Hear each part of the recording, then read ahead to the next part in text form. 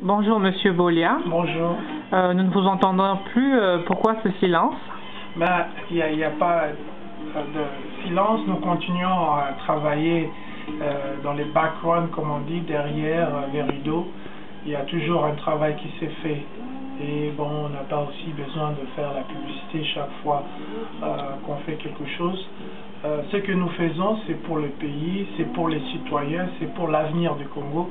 Et ça s'est fait avec beaucoup de stratégies. Donc, vous comprenez, de temps en temps, nous ne pourrions pas toujours mettre devant les caméras ce que nous sommes en train de faire. Mais nous sommes quand même contents aujourd'hui de vous annoncer le gala de femmes qui s'organise à Toronto le 9 octobre, comme vous pouvez voir sur l'écran derrière moi. Le 9 octobre à Toronto, c'est une grande journée, une journée pour les femmes. Pour les femmes, pourquoi? Parce que vous savez, aujourd'hui, la femme a une place prépondérante dans notre communauté.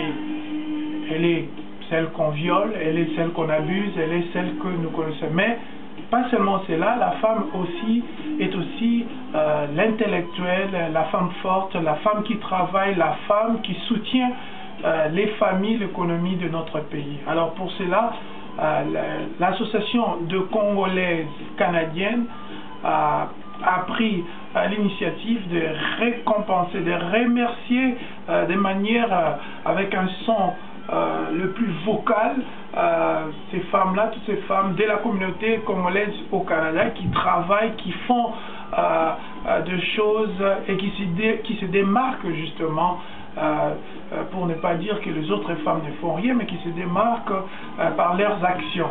Alors le 9 octobre, nous revenons à ce que cet événement, donc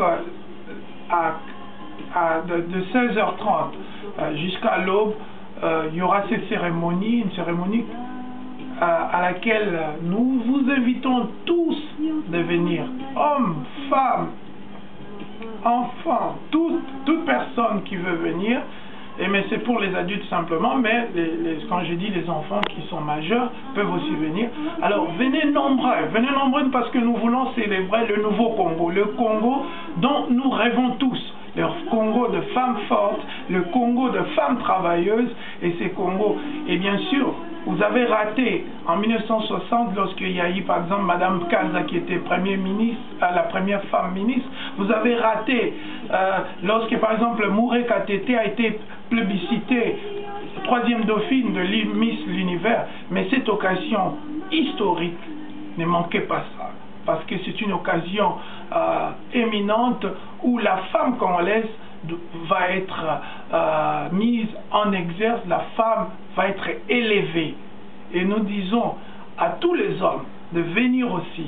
Ce n'est pas seulement pour les femmes. Et c'est aussi une façon pour nous de contribuer, parce que les femmes sont violées. Par exemple au Kivu, les femmes sont violées par les hommes. Alors c'est une responsabilité de notre part de participer à cet événement.